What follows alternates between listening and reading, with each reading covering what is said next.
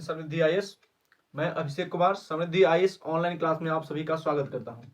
Geography की जो श्रृंखला हमने स्टार्ट की है उसको आगे बढ़ाते हुए आज हमारा जो टॉपिक होगा वो होगा पृथ्वी की आंतरिक संरचना। ठीक है, यानी इंटीरियर स्ट्रक्चर ऑफ अर्थ। पृथ्वी की आंतरिक संरचना के बारे में आज हम लोग जानेंगे और उन बिंदुओं तक पहुंचने का प्रयास करेंगे, उन बिंदु तक पहुंचेंगे जहां से बीपीएससी, यूपीएससी और अदर स्टेट पीसीएस के प्रीलिम्स एवं मेंस में सीधे क्वेश्चन जो है आपके पूछे जाते हैं। बस आप लास्ट तक हमारे क्लास के साथ बने रहिए, इससे आने वाले सारे क्वेश्चन आप आसानी से कर पाएंगे। ठीक है, तो आज क्या हमारा टॉपिक हुआ पृथ्वी की आंतरिक संरचना यानी कि इंटीरियर स्ट्रक्चर ऑफ अर्थ। पृथ्वी की आंतरिक संरचना के बारे में कि पृथ्वी के अंदर जो है वो क्या है, कैसे है, किस तरह की खनिजें वहां मिलती है, इसके बारे में हम लोग स्टडी यहाँ पे करेंगे। तो सबसे पहले हम देखते हैं कि पृथ्वी बनी तब, तो उससे पहले क्या बना था। तो सबसे पहले आप देखेंगे कि यूनिवर्स बना था। सबसे पहले यूनिवर्स बना था, यूनिवर्स यानी कि ब्रह्मांड। सबसे पहले ब्रह्मांड बना था। ठीक है, ब्रह्मांड। ब्रह्मांड के बाद गैलेक्सी बनी थी। ठीक है, ब्रह्मांड के बाद गैलेक्सी यानी कि मंदाकिनी बनी थी। ठीक है, ब्रह्मांड के बाद गैलेक्सी यानी मंदाकिनी बनी थी, मंदाकिनी। और मंदाकिनी के बाद स्टार्स बने थे, तारे बने थे। ठीक है, इसके बाद स्टार बने थे, स्टार यानी कि तारे बने थे। और इन्हीं तारों में एक क्या है, सूर्य है, जो इसके बाद बना था। ठीक है, इसके बाद क्या बना था, हमारा सन बना था यानी कि सूर्य बना था। और सूर्य के बाद जो है वो क्या बनी थी, अर्थ बनी थी, अर्थ बनी थी यानी कि पृथ्वी बनी थी। ठीक है, पृथ्वी। तो इसी पृथ्वी की हम लोग इंटीरियर स्ट्रक्चर की बात कर रहे हैं, यानी इसी पृथ्वी की आंतरिक संरचना के बारे में हम जानेंगे। तो सबसे पहले हम ये जान लेते हैं कि इसके पहले, पृथ्वी के बनने से पहले ये सारी चीजें यानी कि ब्रह्मांड, गैलेक्सी और स्टार यानी ब्रह्मांड, मंदाकिनी और तारे तथा सूर्य, ये चारों किन से मिलकर के बने हैं। ठीक है, तो ब्रह्मांड, गैलेक्सी, स्टार्स और सन यानी कि ब्रह्मांड, मंदाकिनी, तारे और सूर्य जो है वह हाइड्रोजन और हीलियम से मिलकर के बने हैं। याद रखिएगा, ये किससे बने हैं, तो ये हाइड्रोजन और प्लस हीलियम से मिलकर के बने हैं, यानी हाइड्रोजन, हाइड्रोजन और हीलियम से मिलकर के बने हैं। ध्यान दीजिएगा, हीलियम से मिलकर बने। अगर पूछा जाए कि ब्रह्मांड कैसे बना है, तो हाइड्रोजन और हीलियम से बना है। अगर पूछा जाए कि गैलेक्सी यानी मंदाकिनी कैसे बनी है, तो हाइड्रोजन और हीलियम से बनी है। पूछा जाए कि तारे कैसे बने हैं, तो हाइड्रोजन और हीलियम से बने हैं। पूछा जाए कि सूर्य कैसे बना है, तो हाइड्रोजन और हीलियम से बना है। ठीक है, यानी कि यूनिवर्स, गैलेक्सी, स्टार्स और सन ये सभी किससे बने हैं, तो हाइड्रोजन और हीलियम से मिलकर के बने होते हैं। और इसके अलावे अब हम बात करेंगे पृथ्वी की, क्योंकि हमारा टॉपिक जो है वो पृथ्वी की आंतरिक संरचना है और इसके बारे में ही हम लोग स्टडी करेंगे। तो देखते हैं पृथ्वी की आंतरिक संरचना जो है वो कैसी है। देखिए, यहां तक आपने समझ लिया कि ब्रह्मांड कैसे बना है, तो हाइड्रोजन और हीलियम से बना है। मंदाकिनी, गैलेक्सी कैसे बनी है, तो हाइड्रोजन और हीलियम से बनी है। तारे कैसे बने हैं, तो हाइड्रोजन और हीलियम से बने हैं। और सूर्य कैसे बना है, तो हाइड्रोजन और हीलियम से मिलकर के बना है, यानी कि ये सभी जो है वो हाइड्रोजन और हीलियम से बनकर बने हैं। ठीक है, अब बात करते हैं पृथ्वी की। जो पृथ्वी है वो कैसे बनी है, तो पृथ्वी के बारे में जब हम बात करेंगे तो इससे रिलेट करके तीन चीजों को आपको समझना होगा, क्योंकि ये जो है ये पृथ्वी की सतह हो गई। ठीक है, ये जो है ये हमने बनाया है, ये पृथ्वी की सतह हो गई। और पृथ्वी के सतह के चारों ओर जो है एक आवरण होता है जिसको वायुमंडल कहा जाता है। ठीक है, तो ये जो है, मान लीजिए कि ये जो क्षेत्र है, ठीक है, ये जो क्षेत्र है पृथ्वी के चारों तरफ, ये क्या है, तो ये पृथ्वी का वायुमंडल है। ध्यान दीजिएगा, ये पृथ्वी का वायुमंडल है। ठीक है, ये पृथ्वी का एक जो है वायुमंडल है। ध्यान दीजिएगा, पृथ्वी की आंतरिक संरचना की बात कर रहे हैं, तो ये वाला जो पार्ट हो गया ये क्या हो गया, ये हुआ पृथ्वी का वायुमंडल। ध्यान दीजिएगा, पृथ्वी का वायुमंडल। तो जब हम पृथ्वी के वायुमंडल की बात करेंगे तो आप सभी ने पढ़ा है, आप सभी पढ़े होंगे कि पृथ्वी के वायुमंडल में सबसे ज्यादा क्या है, तो पृथ्वी के वायुमंडल में सबसे ज्यादा अगर कोई गैस है तो वो नाइट्रोजन है, फिर ऑक्सीजन है, फिर ऑर्गन है और तब CO2 है। ठीक है, तो पृथ्वी के वायुमंडल में आप देखेंगे तो सबसे ज्यादा नाइट्रोजन है, उसके बाद ऑक्सीजन है, उसके बाद ऑर्गन है और फिर CO2 है। अब इससे कम में आपको बाकी सब गैस जो है वो देखने को मिलेंगी। तो याद रखिएगा, पृथ्वी का वायुमंडल में सबसे अधिक कौन सा गैस पाया जाता है, तो नाइट्रोजन, उसके बाद ऑक्सीजन, उसके बाद ऑर्गन और फिर जो है कार्बन डाइऑक्साइड।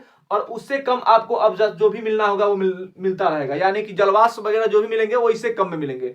ठीक है, तो अब हम देखेंगे कि जो आप सांस लेते हैं, तो आप जब सांस लेते हैं ऑक्सीजन, तो सांस लेने के समय ऑक्सीजन आप नाइट्रोजन के साथ लेते हैं। ध्यान दीजिएगा, सांस के समय, ठीक है, सांस लेते समय जो ऑक्सीजन आप लेते हैं, ऑक्सीजन नाइट्रोजन के साथ लेते हैं, ठीक है, नाइट्रोजन के साथ लेते हैं, ठीक है, नाइट्रोजन के साथ लेते हैं, ठीक है। लेकिन अगर हॉस्पिटल में ऑक्सीजन किसी को दी जाती है तो हॉस्पिटल में जो ऑक्सीजन दी जाती है वो हीलियम के साथ दी जाती है, ठीक है। जबकि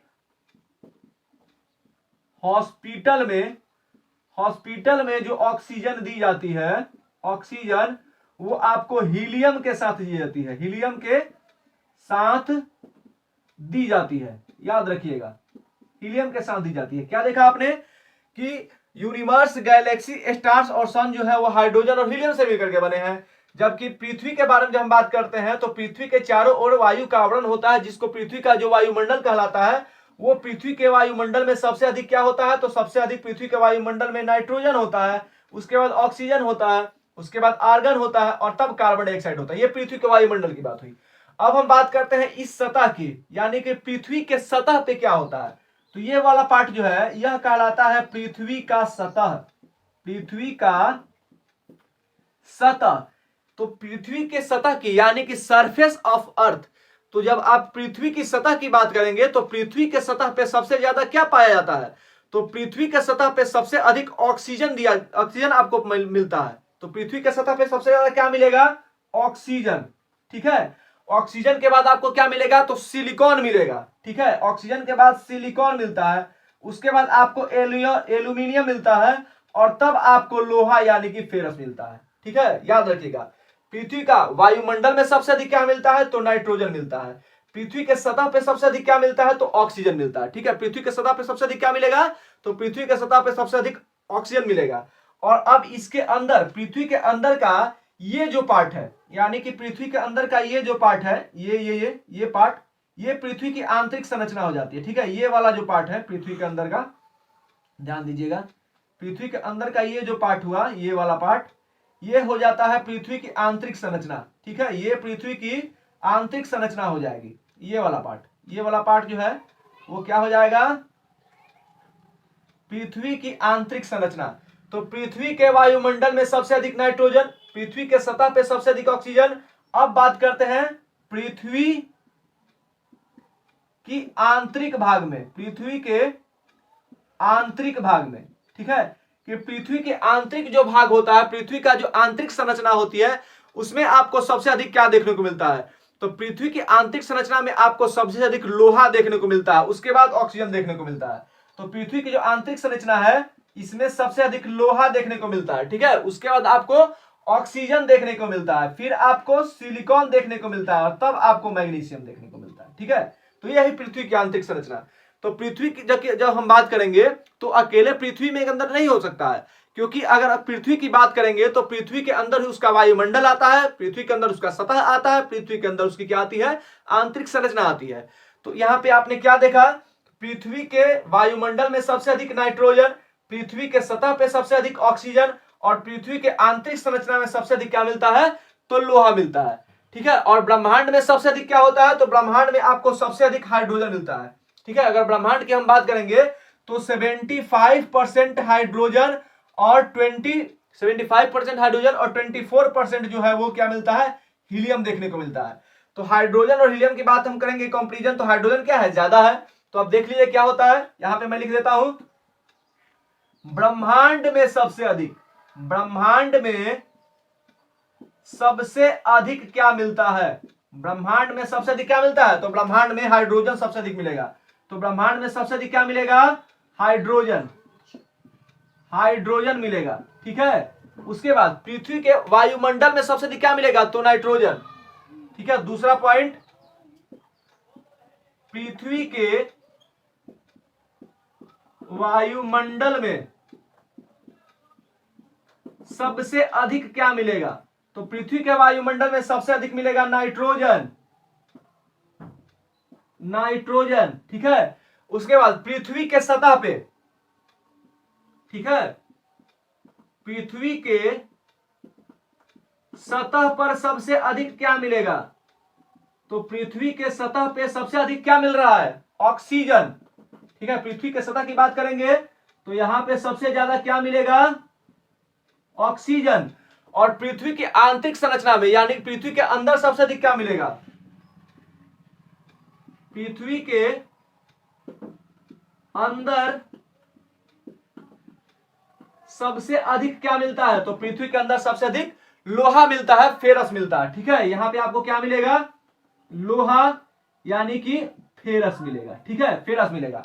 अब थोड़ा सा एक और चीज जान लीजिए कि सिलिकॉन जब पृथ्वी के सतह पे मिलता है तो वो अकेले सिलिका के फॉर्म में नहीं मिलता है, वो सिलिका SiO2 सिलिकॉन ऑक्साइड के रूप में मिलता है। ठीक है, ध्यान दीजिएगा, यहां पे ध्यान दीजिएगा कि अर्थ के सरफेस पे, अर्थ सरफेस यानी कि पृथ्वी के जो सतह होता है, सतह, वहां पे सिलिका कैसे मिलता है? तो SiO2 के फॉर्म मिलता है। यानी कि सिलिका अकेले होता है और ऑक्सीजन जो है दो होता है, दो ऑक्सीजन के साथ सिलिका जो है क्या होता है? बॉन्ड बनाता है। तो ऐसे ही आपने देखा कि सिलिकॉन एक है, ऑक्सीजन दो है, इसलिए पृथ्वी के सतह पे क्या होता है?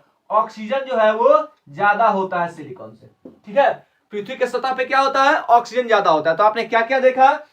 यूनिवर्स कैसे बना है? हाइड्रोजन और हीलियम से बना है। गैलेक्सी मंदाकिनी कैसे बनी है? हाइड्रोजन और हीलियम से बनी है। स्टार्स तारे कैसे बने हैं? हाइड्रोजन और हीलियम से बने हैं। सूर्य कैसे बना है? हाइड्रोजन और हीलियम से बना है। इसमें अधिक क्या है? तो हाइड्रोजन 75% है और हीलियम जो है 24 यानी कि 24% है। तो अगर पूछा जाएगा क्वेश्चन कि ब्रह्मांड में सबसे अधिक क्या होता है, तो ब्रह्मांड में सबसे अधिक हाइड्रोजन होता है। ठीक है, अब पृथ्वी के संदर्भ में बात करते हैं तो पृथ्वी का जो वायुमंडल है, तो पृथ्वी के वायुमंडल में सबसे अधिक क्या मिलता है? तो नाइट्रोजन मिलता है। पृथ्वी के सतह पे सबसे अधिक क्या मिलता है? तो ऑक्सीजन मिलता है। और पृथ्वी के आंतरिक भाग में सबसे अधिक क्या मिलता है? तो पृथ्वी के आंतरिक भाग में आपको सबसे अधिक लोहा मिलता है। ठीक है, अब देखिए, अगर पृथ्वी के आंतरिक भाग के बारे में जानना है कि पृथ्वी के अंदर क्या है क्या नहीं है, ठीक है, तो पृथ्वी के इस आंतरिक संरचना के बारे में जानना है तो कैसे जानेंगे? कुछ सोर्सेज होने चाहिए, कुछ स्रोत होनी चाहिए, और उसी स्रोत के आधार पे आप कहेंगे कि पृथ्वी के अंदर ये चीजें हैं, पृथ्वी के अंदर ठोस है, द्रव है, गैस है। इसको जानने के लिए क्या करना चाहिए? कोई ना कोई सोर्स होगा, और उसी सोर्स के अध्ययन के बाद आप बताते हैं कि पृथ्वी के अंदर की जो संरचना है वो कैसी है। तो हम देखेंगे कि पृथ्वी के आंतरिक संरचना के अध्ययन के जो स्रोत है वो क्या है।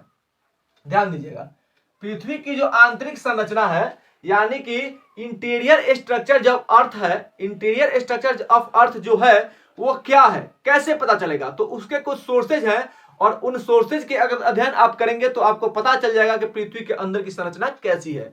तो हम देखते हैं कि पृथ्वी के आंतरिक संरचना के अध्ययन के जो स्रोत है वो क्या है। तो पृथ्वी के आंतरिक संरचना के अध्ययन के जो स्रोत है वो दो प्रकार से होते हैं। क्या? एक होता है प्रत्यक्ष स्रोत और दूसरा होता है अप्रत्यक्ष स्रोत। ठीक है, यानी प्रत्यक्ष स्रोत को आप क्या बोलते हैं? कि डायरेक्ट सोर्सेज, डायरेक्ट सोर्स। ठीक है, इसको क्या बोलेंगे? कि डायरेक्ट सोर्सेज। ठीक है, और अप्रत्यक्ष को क्या बोलेंगे? कि इनडायरेक्ट सोर्स। ठीक है, इसको क्या बोलेंगे? Indirect source, indirect source, indirect source. तो प्रत्यक्ष स्रोत का मतलब कि आप जिसको सीधे देख सकते हैं, और अप्रत्यक्ष स्रोत की आपको सीधे वो नहीं देखेंगे, लेकिन उसके अध्ययन से आपको पता चलेगा। तो प्रत्यक्ष स्रोत के अंदर क्या होगा? ज्वालामुखी के अध्ययन से। ठीक है, ज्वालामुखी, क्योंकि ज्वालामुखी क्या है? तो ज्वालामुखी पृथ्वी के अर्थ क्रस्ट की वो दरार है जहां पे पृथ्वी के अंदर से मैग्मा निकल करके बाहर आता है। तो पृथ्वी के अंदर जो दरार पड़ती है और मैग्मा निकल करके बाहर आता है, तो जब निकलेगा तो पृथ्वी के अंदर क्या बनेगा? एक रैप्चर बन जाता है, एक दरार बन जाती है। ठीक है, जैसे देखिए पृथ्वी के अंदर क्या होगी? ऐसे रैप्चर होता है, दरार होता है, और यहीं से मैग्मा निकल करके क्या होता है? बाहर आता है। यही मैग्मा जो है निकल करके बाहर आता है। तो यही, इसी को क्या कहा जाता है? ज्वालामुखी कहा जाता है, यानी इसी रैप्चर को ज्वालामुखी कहा जाता है। तो जब ज्वालामुखी आएगा तो दरार बनेगी, तो उसके अंदर की जो संरचना है वो दिखाई देगी ना, दिखाई देगी, क्योंकि दरार फटेगा तो अंदर क्या है वो दिखाई देगा। तो इसीलिए बोला जा सकता है कि ज्वालामुखी के अध्ययन से पृथ्वी के आंतरिक संरचना के बारे में पता चलता है।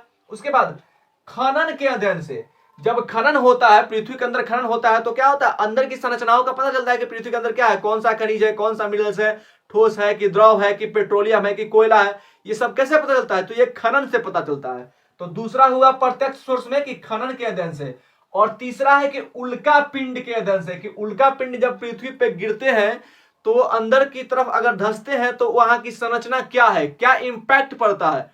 तो इस तरह से आप ये तीन सोर्सेज जो है प्रत्यक्ष में, ज्वालामुखी के अध्ययन से, खनन के अध्ययन से और उल्का पिंड के अध्ययन से, ये तीनों क्या हुए? तो पृथ्वी के संरचना के अध्ययन के डायरेक्ट सोर्स हुए। और दूसरा है अप्रत्यक्ष सोर्स, जिसको आप सीधे तौर पे नहीं देख सकते, इसको आप सीधे तौर पे दे सकते हैं।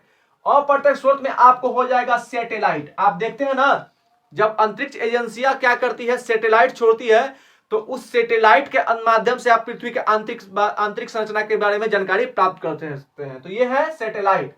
दूसरा है लिडार, लिडार के अध्ययन से। तो लिडार क्या होता है, लिडार होता है light detection and ranging. Lidar को कहा जाता है लाइट डिटेक्शन एंड रेंजिंग, और यह जो है एक प्रकार का ऑप्टिकल डिटेक्शन सिस्टम है। ठीक है, लिडार जो है वो क्या है, एक प्रकार का ऑप्टिकल डिटेक्शन सिस्टम है। ठीक है, ये जो लिडार है वो क्या है, तो ये ऑप्टिकल डिटेक्शन सिस्टम है। ठीक है, ऑप्टिकल डिटेक्शन सिस्टम है जो कि रडार के सिद्धांत पे काम करता है। किस पे काम करता है जी, तो ये रडार के सिद्धांत पे काम करता है। ठीक है, ये रडार के सिद्धांत पे काम करता है, और इसके स्टडी से आप पता चल जाएगा आपको कि पृथ्वी के अंदर की जो संरचना है वो किस प्रकार की है, कैसी है। ठीक है, उसके बाद देखिए तीसरा है डेंसिटी के अध्ययन से, यानी कि घनत्व के अध्ययन से, कि पृथ्वी के अंदर का घनत्व कैसा है, तो आपको पता चल जाएगा कि उसके अंदर की संरचना कैसी है। उसके बाद भूकंपीय तरंगे, यानी कि सिस्मिक वेग, जब भूकंप आता है तो पृथ्वी के अंदर से जो ऊर्जा निकलती है वो सिस्मिक वेग, भूकंपीय तरंगों के रूप में निकलती है, और उसके स्टडी से भी आपको पता चलेगा कि पृथ्वी के अंदर की संरचना जो है वो कैसी है। ठीक है, और उसके बाद तापमान एवं दाब की क्रिया से, यानी कि पृथ्वी के अंदर टेम्परेचर और प्रेशर बढ़ता है तो उसके अंदर की संरचना किस प्रकार की है, तो उसके जो प्रभाव पड़ते हैं उसके आधार पर आप बता सकते हैं कि किस प्रकार की है। तो ये हुए अप्रत्यक्ष स्रोत और ये हुए प्रत्यक्ष स्रोत। अब हम देखेंगे कि भूकंपीय तरंगों के माध्यम से पृथ्वी के अंदर की संरचना को आप कैसे पता करते हैं, किस तरह से आपको पता चलता है। ठीक है, तो इसको मिटा करके हम इसको दिखाने का प्रयास करते हैं। थोड़ा सा आप बने रहिएगा, एकदम आपको एग्जाम के पॉइंट ऑफ व्यू से बड़ी इंपॉर्टेंट क्लास है। ठीक है, यहां से सीधे क्वेश्चन जो है आपको बनेंगे और सीधा क्वेश्चन आपको देखने को मिलेगा। आप यहां से पढ़ के जाइए और किसी भी एग्जाम का पेपर उठाइए और पृथ्वी के इंटीरियर स्ट्रक्चर से अगर कोई भी क्वेश्चन हो तो आप बनाइए, आप बड़ी आसानी से इसको बना पाएंगे। ठीक है, तो आगे देखिए, आगे हम भूकंपीय तरंगों की बात करेंगे कि भूकंपीय तरंगे यानी कि सिस्मिक वेव के माध्यम से पृथ्वी के अंदर की संरचना किस प्रकार पता चलती है। देखिए भूकंपीय तरंगे, भूकंपीय तरंगे यानी सिस्मिक वेव, सिस्मिक वेव। देखिए सिस्मिक वेव के माध्यम से पृथ्वी की आंतरिक संरचना का पता कैसे चला। देखिए ये हुई पृथ्वी और ये हुआ पृथ्वी की आंतरिक संरचना। तो इसके अंदर दो प्रकार के, ठीक है, जब पृथ्वी के अंदर भूकंपीय तरंगों को छोड़ा जाता है तो देखिए कैसे पता चलता है कि पृथ्वी की आंतरिक संरचना कैसे। दो प्रकार की तरंगें छोड़ी गई। एक तरंग जो यहां से ही बाहर निकल है, पृथ्वी के आंतरिक संरचना में प्रवेश नहीं करती है, उसके वायुमंडल से उसके सतह से ही टकरा करके बाहर आ जाती है। एक ये तरंगे हुई, और एक तरंगे हैं जो इसके आंतरिक संरचना के अंदर प्रवेश करती है। देखिए दो तरंगे, एक यहीं से टकरा करके बाहर आ गई और दो तरंगे जो है इसको पार करके जो है आंतरिक संरचना को पार कर गई। तो ये जो है जो पार कर गई ये है पी वेव, ये दोनों है पी वेव, यानी इसको प्राइमरी वेव कहा जाता है, प्राथमिक तरंगे कहा जाता है। ठीक है, ये हुई प्राथमिक तरंगे, ये प्राथमिक तरंगे हैं जो इसको पार कर गई। दोनों प्राथमिक तरंगे हैं, प्राथमिक तरंगे हैं, और जो पृथ्वी के सतह से ही टकरा करके बाहर आ गई ये एस तरंगे हैं, एस वेव है, एस वेव, ये है एस वेव। इसको क्या कहा जाता है, ये सेकेंडरी तरंगे हैं, सेकेंडरी वेव है यानी कि द्वितीय तरंगे हैं। ठीक है, ये क्या है, ये द्वितीय तरंगे हैं, सेकेंडरी वेव है। मैं यहां पे लिख देता हूं, ये सेकेंडरी वेव है, सेकेंडरी वेव, यानी प्राइमरी वेव इसको पार करके बाहर निकल जाती है और सेकेंडरी वेव जो है इसको पार करके बाहर नहीं जाती है बल्कि सतह से ही क्या करती है, लौट जाती है। देखिए तो तरंग जो है ये दोनों तरंगे अलग अलग प्रकार की तरंगे हैं, यानी प्राइमरी तरंग जो है, ये प्राथमिक तरंग जो है, ध्यान दीजिएगा, ये प्राथमिक तरंग जो है ये लैंगिट्यूडनल वेव है। ठीक है, लैंगिट्यूडनल वेव यानी कि अनुदैर्ध्य तरंग है। ठीक है, ये क्या है, ये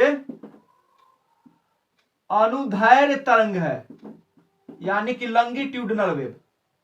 ध्यान दीजिएगा, लैंगिट्यूडनल वेव है, और लैंगिट्यूडनल वेव जो है वह ठोस, द्रव और गैस तीनों स्टेट में ये ट्रेवल कर सकती है। ठीक है, लॉन्गिट्यूडिनल वेव जो है वह ठोस, द्रव और गैस तीनों अवस्था में, पदार्थ की तीनों अवस्था में ये ट्रेवल कर सकती है।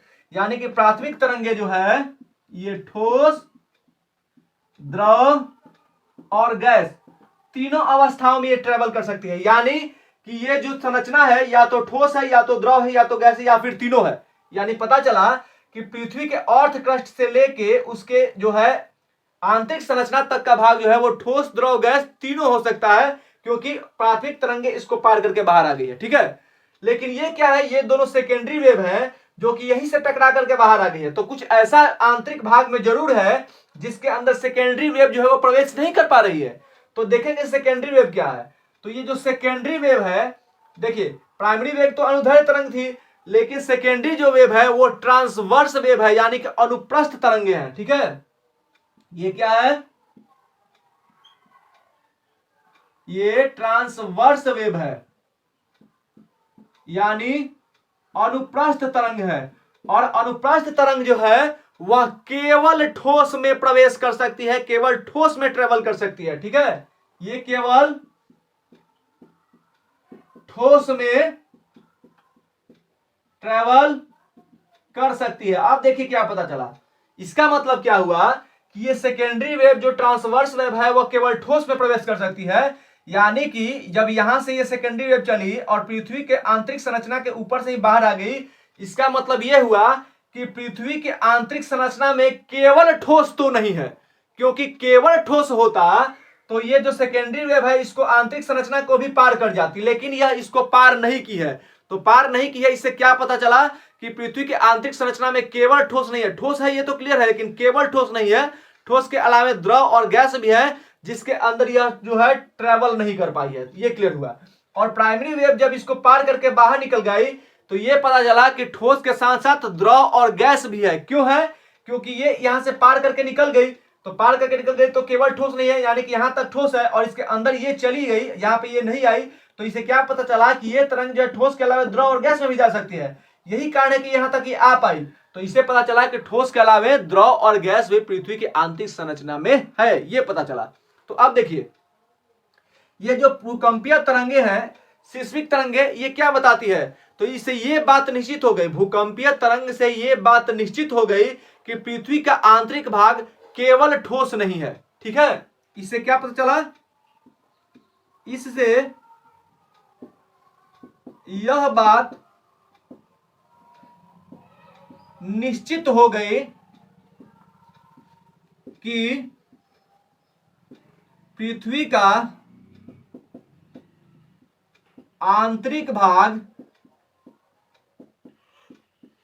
केवल ठोस नहीं है। ठीक है, इससे क्या पता चल गया कि पृथ्वी का जो आंतरिक भाग है वह केवल ठोस नहीं है। देखिए अब क्या हुआ, क्या पता चला, मान लीजिए ये हो गई पृथ्वी।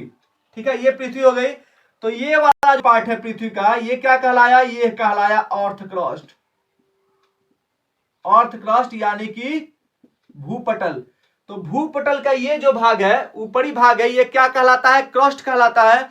और क्रस्ट क्या है, यह ठोस है, क्योंकि यह तरंग यहां से जो है पार करके बाहर आई है। तो पहले ये जान लीजिए कि यहां पे पृथ्वी का ये जो भाग है, तो ऊपर वाला भाग जो है वो क्रस्ट कहलाता है, बीच वाला भाग जो है वो मेंटल कहलाता है, और नीचे वाला जो भाग है, यानी कि ये हुआ आपका अर्थ क्रस्ट, ये हुआ मेंटल, ये हुआ मेंटल, और नीचे वाला भाग जो है वो कोर कहलाता है। ठीक है, कोर कहलाता है। तो ये हुआ अर्थ क्रस्ट, यानी कि अर्थ क्रस्ट क्या है पृथ्वी का, तो ठोस है। ठीक है, ये अर्थ क्रस्ट क्या है, यहां पे लिखिए, मैं मिटा करके लिख देता हूं, ये क्या है, ये पृथ्वी का क्रस्ट है। तो क्रस्ट क्या है, ठोस है। और ये भाग जो है पृथ्वी का मेंटल है, मेंटल है। तो मेंटल का दो भाग होता है, ऊपर और नीचे, यानी कि मेंटल का दो भाग, यानी अपर मेंटल, अपर मेंटल और लोअर मेंटल। ठीक है, अपर मेंटल और लोअर मेंटल दो भाग है। तो अपर मेंटल यानी कि यहां तक जो है, यहां तक क्या है, ये सेकेंडरी वेव आई है, यानी कि पृथ्वी का जो अपर मेंटल है वो भी क्या है, सॉलिड है। ये भी क्या है, ये भी सॉलिड है, यानी कि ठोस है, ये भी ठोस है। यानी कि पृथ्वी का अर्थ क्रस्ट जो है वो ठोस है, और पृथ्वी का अपर मेंटल यानी कि ये वाला भाग भी ठोस है। और पृथ्वी का ये वाला भाग जो लोअर मेंटल है ये क्या है, तो यहीं से ये टकरा करके क्या हुई है, बाहर आ गई है। यानी कि पृथ्वी का जो लोअर मेंटल है वो क्या है, वह केवल ठोस नहीं है, वह सेमी सॉलिड है। यानी कि सॉलिड के साथ साथ वहां पे वाटर के भी मॉलिक्यूल है, इसीलिए इसको सेमी सॉलिड यानी कि विस्कस कहा जाता है। ठीक है, यानी कि लोअर मेंटल जो है वो क्या है, वह सॉलिड नहीं है, यह क्या है, यह सेमी सॉलिड है। सेमी सॉलिड यानी कि विस्कस है, विस्कस है, केवल सॉलिड नहीं है। अब ये देखिए, ये जो है ये कोर है, ये पृथ्वी का कोर कहलाता है, यानी आउटर कोर, आउटर कोर। और ये हुआ नीचे, सबसे नीचे ये क्या हुआ, लोअर कोर। तो ये क्या होता है, पृथ्वी का आउटर कोर और लोअर कोर, ये क्या होता है, तो पृथ्वी का जो आउटर कोर होता है यानी कि ये वाला भाग जहां पे बिल्कुल भी सेकेंडरी में प्रवेश नहीं किया, बाहर आ गई है, ये वाला भाग लिक्विड होता है। तो ये क्या है, आउटर कोर जो है वो लिक्विड हुआ, लिक्विड हुआ यानी कि द्रव हुआ, और ये जो है वो सॉलिड होता है यानी कि ठोस होता है। यही कारण है कि ये सेकेंडरी वेव जो है वो यहीं से टकरा करके वापस आ जाएगी। तो इन दोनों, इन भूकंपीय तरंगों से क्या पता चला कि पृथ्वी के अंदर की संरचना जो है वह एक जैसी नहीं है। क्यों, कहीं पे सॉलिड है, कहीं पे सॉलिड है, कहीं पे सेमी सॉलिड है, कहीं पे लिक्विड है, कहीं पे सॉलिड है। तो इससे क्या पता चला कि पृथ्वी के अंदर की संरचना एक जैसी तो बिल्कुल नहीं है। ठीक है, क्या पता चला कि इससे पता चला, इससे पता चला कि पृथ्वी की आंतरिक संरचना, आंतरिक संरचना एक जैसी नहीं है, एक जैसी नहीं है। ध्यान दीजिए, यहां पे मैं लिख देता हूं, पृथ्वी का क्रस्ट कैसा है, क्रस्ट कैसा है, तो ठोस है। पृथ्वी का अपर मेंटल कैसा है, अपर मेंटल, अपर मेंटल कैसा है, तो ठोस है। लोअर मेंटल कैसा है,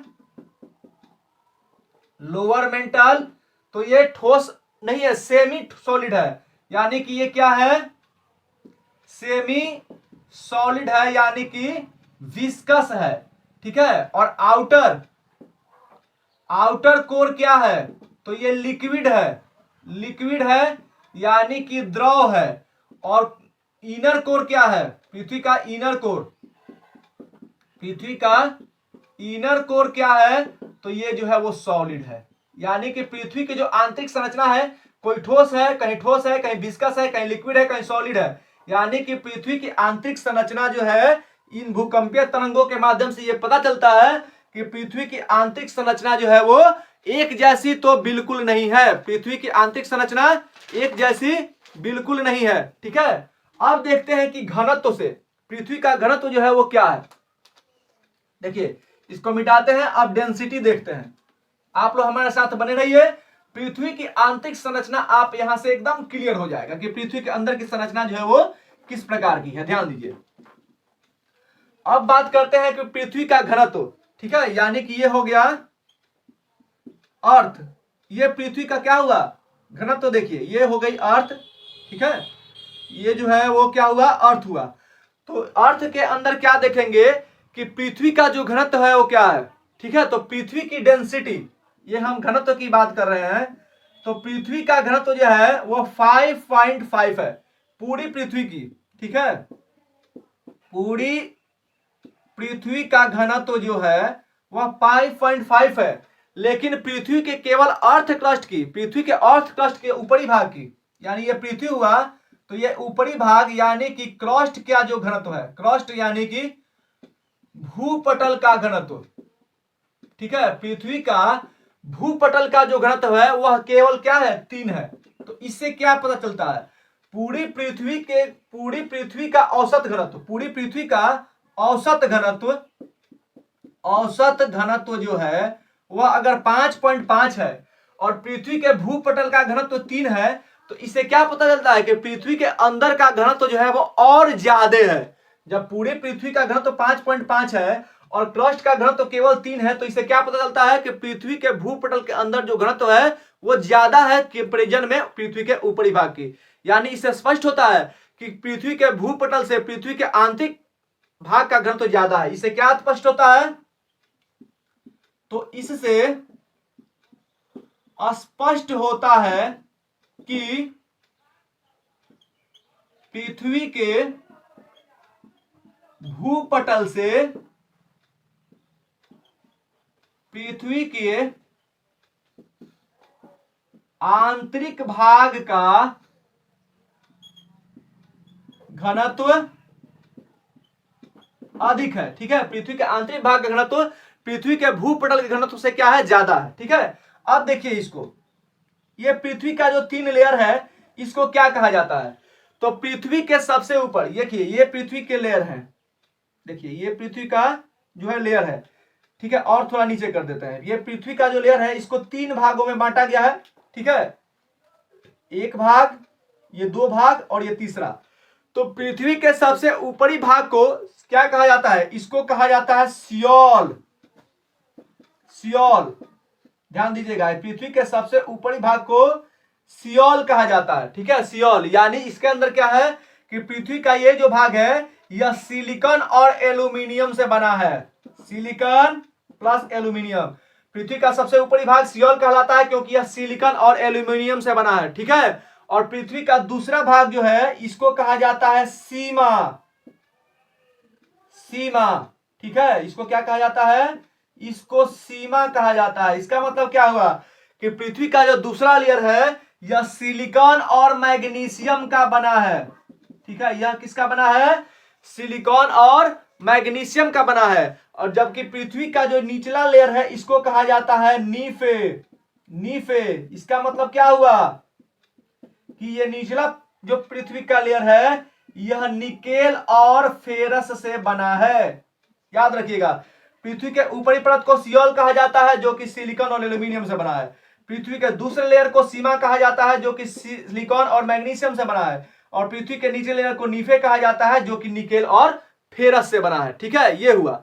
अब इन सभी भूकंपीय तरंगों घनत्वों को देखने के बाद आप किस निष्कर्ष पे पहुंचते हैं? ठीक है, तो इसका निष्कर्ष देखिए क्या आता है। ठीक है, इसका निष्कर्ष देखिए क्या आता है।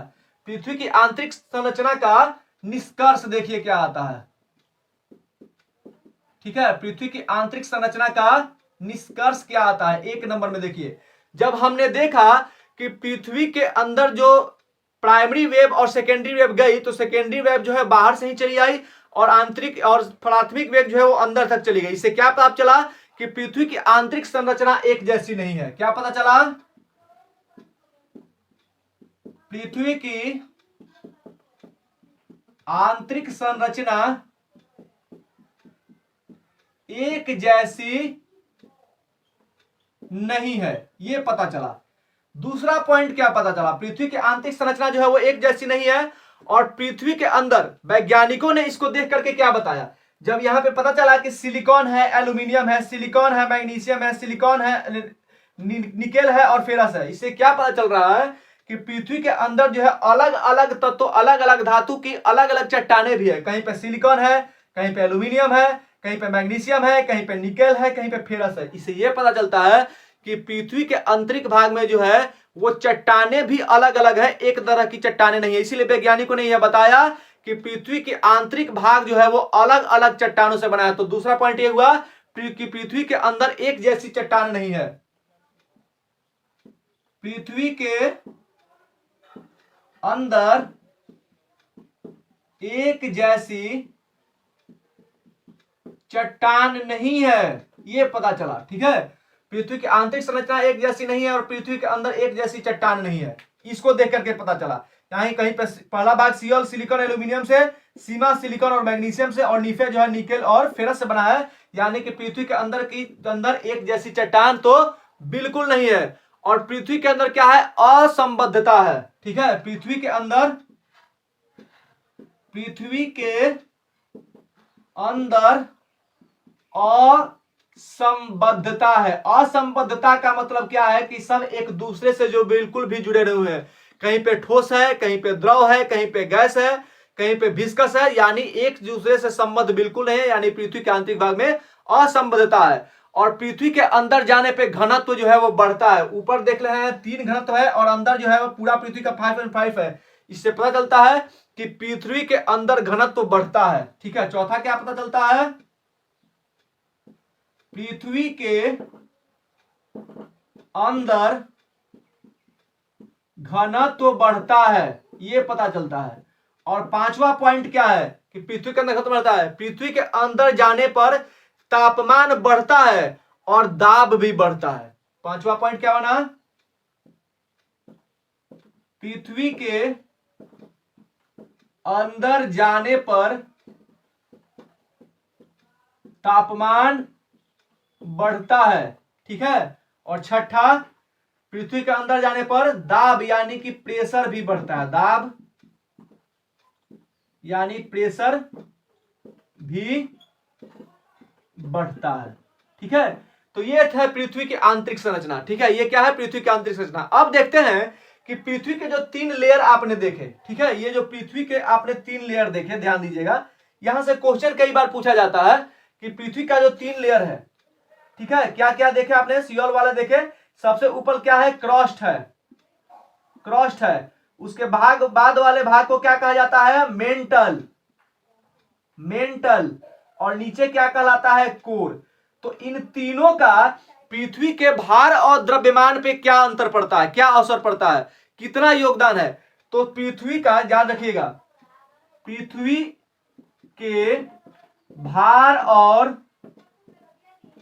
द्रव्यमान में, सॉरी, द्रव्यमान और आयतन में, पृथ्वी के द्रव्यमान और आयतन में दोनों का क्या, पृथ्वी का जो भार है और उसका जो वॉल्यूम है, इन दोनों में पृथ्वी के इन तीनों पार्ट का कितना योगदान होता है, ठीक है।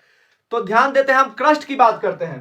पृथ्वी के जो क्रस्ट है, पृथ्वी का जो क्रस्ट है, इसका पृथ्वी के वॉल्यूम में और पृथ्वी के मास में कितना % योगदान है।